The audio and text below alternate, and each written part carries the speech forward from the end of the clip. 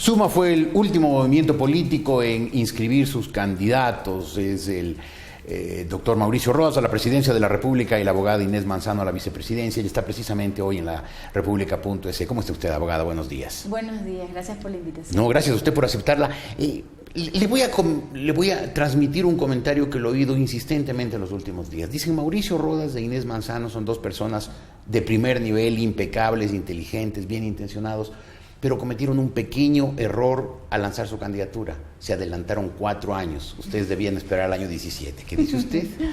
A ver, creo que hay propuestas que no pueden esperar. Por más de que de repente la proyección personal uno dice mejores en 4 años, tenemos, de repente la gente piensa hay mayor oportunidad. Yo creo que hay oportunidad. El 46%, según un dato que vimos ayer con Mauricio, 46% de indecisos te dice bastante, que están esperando algo. Y yo puedo ubicarme, no, me dicen, ¿en qué estás en las encuestas? Y realmente digo, no sé, pero puedo asumir que de esos 46, por lo menos 46 son nuestros. Con mucho optimismo, y porque, como le decía Jorge, es necesario poner el dedo en donde es importante llegar a las personas para una prosperidad social. El tema del agro, abandonado completamente por este gobierno. Ellos mismos hacen un mea culpa, 6 ministros de gobierno sin expertise, salvo ahí una excepción que hubo, que no han podido continuar políticas públicas. Y el agro resulta que es la base de la economía de este país, agrícola netamente, que lo que exportamos es materia prima o materia prima industrializada. Entonces, eso es importante ya decirlo. Importante también tener el tema ambiental, ¿no? Yo hablo de desarrollo sostenible porque eso es un equilibrio entre lo económico, lo social y ambiental. Vivimos en un mundo y en un Ecuador con recursos naturales finitos. ¿Qué vamos a hacer? ¿Cómo vamos a hacer una mejor distribución? ¿Qué es lo que estamos haciendo respecto de mejorar el aspecto de salud con los temas ambientales? La mayoría de las personas, y eso no se sabe, pero la mayoría de las personas que viven en sectores muy alejados tienen enfermedades que vienen o provienen de contaminación, de mal control. Entonces eso hace que el aparato estatal en salud nunca deja de atender porque no está atendiendo las causas principales. Y el tema de desarrollo sostenible es un tema transversal, ¿no? Y a mí me interesa porque es un tema que también habla de mucha competitividad.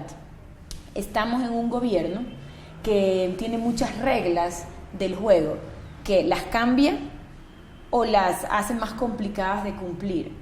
Para un sector productivo o para un emprendedor, tener que iniciar sabiendo que tiene que esperar casi 2 años para poder poner la llave en su maquinaria y ya iniciar su proceso productivo, pues no es viable. Entonces perdemos competitividad, perdemos productividad y eso no puede ser. Yo también había escuchado el comentario de la anticipación. Me decían que era por el discurso de desarrollo sostenible y yo le dije, no, estamos 10 años atrasados. O sea, realmente es un tema que debimos haberlo abordado hace mucho tiempo y con una calidad en las propuestas, diciendo, esto no es un tema de conservar el pajarito, etcétera. Sí, hay cosas que se conservan y lo que no está bajo conservación legal, con un instrumento legal apropiado, eso vamos a ver cómo lo utilizamos de una manera eficiente, ¿no? Y empoderarlo y mejorarlo y ver que el empresario pues diga, bueno, aquí hay alguien que me está apoyando y aquí hay alguien que está viendo que yo estoy cumpliendo la norma y me va a tratar de aligerar estas pequeñas carguitas. Claro, de acuerdo. Es decir, no cabe duda de que en temas ambientales estamos retrasados 10 años o más y que hay urgencia de rescatar la democracia y la libertad y la prosperidad en el Ecuador. Pero este comentario sobre su anticipación se refiere más bien al movimiento Suma. Es una estructura política naciente, todavía sin alcance nacional, y entonces el comentario parece provenir de quienes dicen, ¿por qué no esperaron 4 años? Armaron bien su estructura, jóvenes como son, llenos de ideas, podían después de ser 4 años una interesante alternativa. Si es que Correa es reelegido en el año 13, volverá a ser candidato en el año 17, diga lo que diga, ya sabemos las cosas que dice.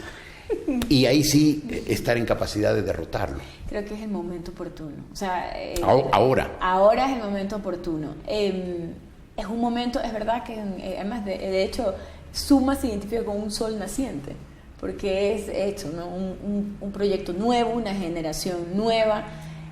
pero es el momento, o sea, es el momento de hablarlo, es el momento de decirle, desde un punto de vista político, poner las cosas importantes que no se tocaron.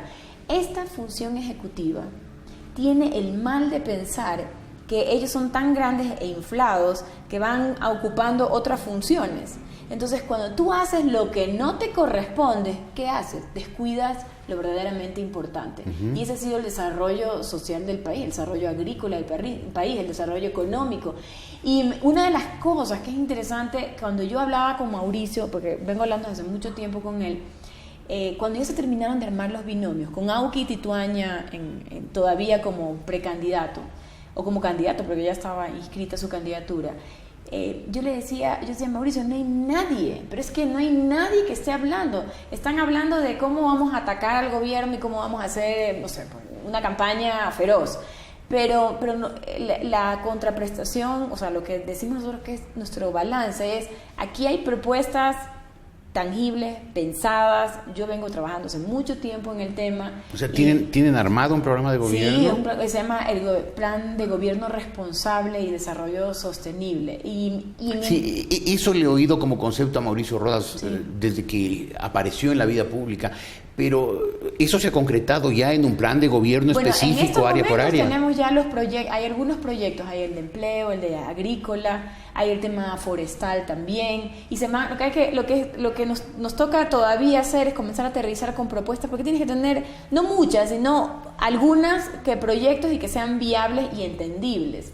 Entonces, esos están, y la base de mi parte que aporto en el proyecto viene de una visión que se llama Visión 2050, que habla de sectores estratégicos donde tiene que intervenir el Estado, los ciudadanos y también el sector productivo, ¿no? Y con cosas muy puntuales. El tema es qué clase de gobierno queremos tener para llegar a esa prosperidad social. ¿Qué clase de gobierno le ofrecen ustedes al país? Exacto, un gobierno responsable, un gobierno con capacidades, un gobierno con energía pero sin abuso, y un gobierno que va a luchar contra la corrupción, porque uno de los males que estamos viendo ahorita es la corrupción y la seguridad, no solamente ciudadana, sino jurídica, ¿no? Que parte de las dos cosas. Y creo que las reglas del juego bien puestas, con mucha energía, es diferente, y basado en valores, ¿no?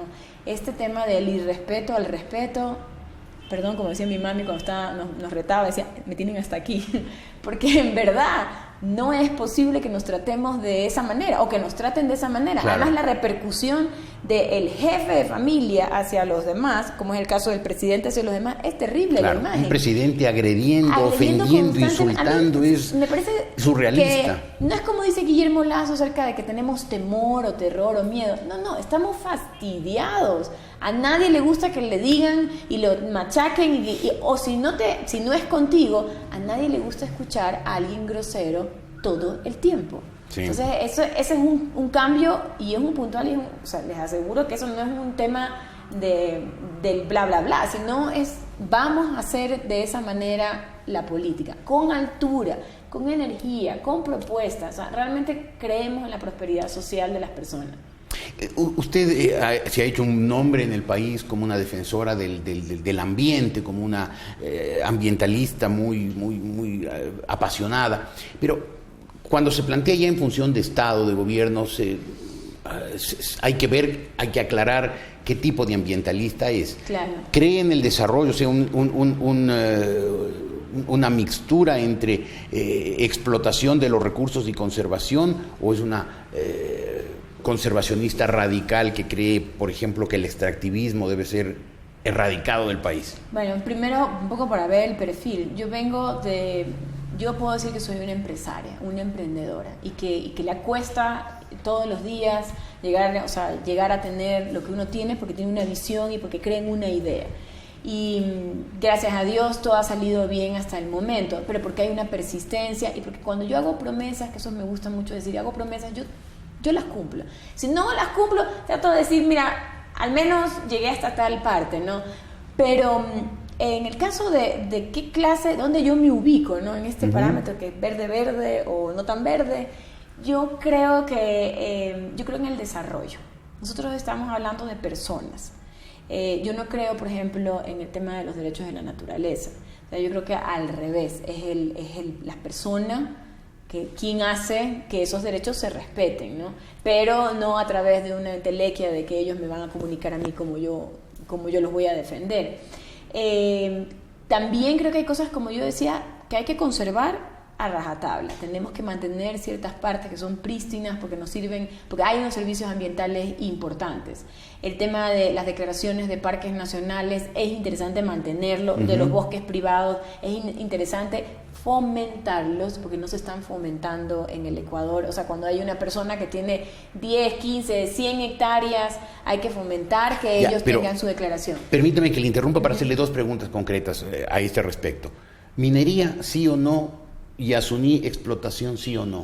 Ok, minería sí, minería responsable. Y en minería hay que trabajar mucho cerca de capacitación y tecnología. La gran minería tiene mejores controles ambientales y mejores maneras de hacer prevención. Y el Estado los controla mucho más, pero la minería pequeña es la que perjudica la calidad de río, o sea, porque utilizan sin técnica.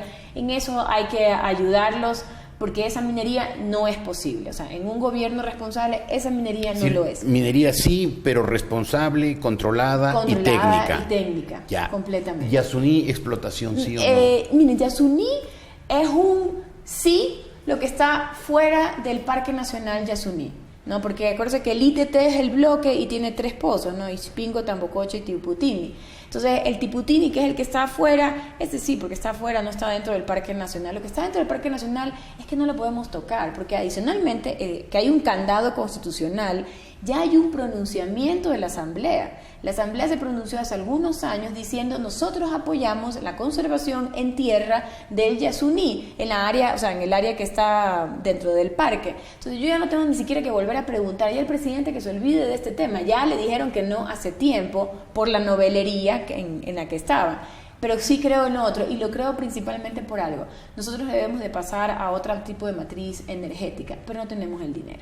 Y hemos hipotecado muchísimo de nuestro petróleo a China. Entonces tenemos que hacer algo, y tenemos una refinería del Pacífico. O sea, ¿qué lo vamos a hacer? ¿Con qué vamos a llenarla? E inclusive tenemos... Pero es una de las contradicciones más notorias de este gobierno. Sí, ¿no? Dice, detiene lo del Yasuní, pero construye la refinería del Pacífico, que solamente podrá funcionar con petróleo del Yasuní. Yasuní, o que vengan unos barcos petroleros, pero es que no tiene mucho sentido. No tiene sentido. No tiene sentido alguno, porque nuestro vecino Venezuela lo puede hacer bastante bien ellos solitos, ¿no? Pero eso hace que yo no tengo plan B, como usualmente tiene el gobierno, tiene su plan A, plan B. Hay un solo plan, que es el que estamos hablando.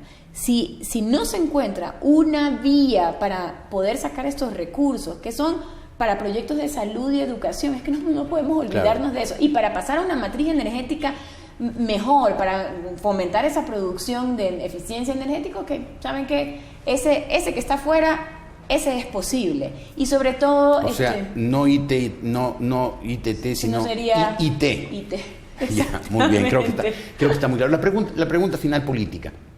¿Pueden ganar?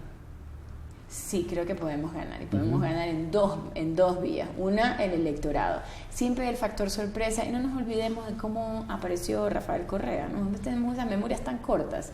Y la otra cosa es que vamos a ganar en nuestro discurso, va a tener un espacio importante, y la gente va a sentir que hablar de respeto, hablar de valores, hablar de desarrollo sostenible y hablar de gobierno responsable para una prosperidad es un tema importante. Entonces, esta es una relación ganar-ganar por donde la veas. Pero Rodas, Manzano van a ganar, no van simplemente a hacerse conocer pensando en 4 años después.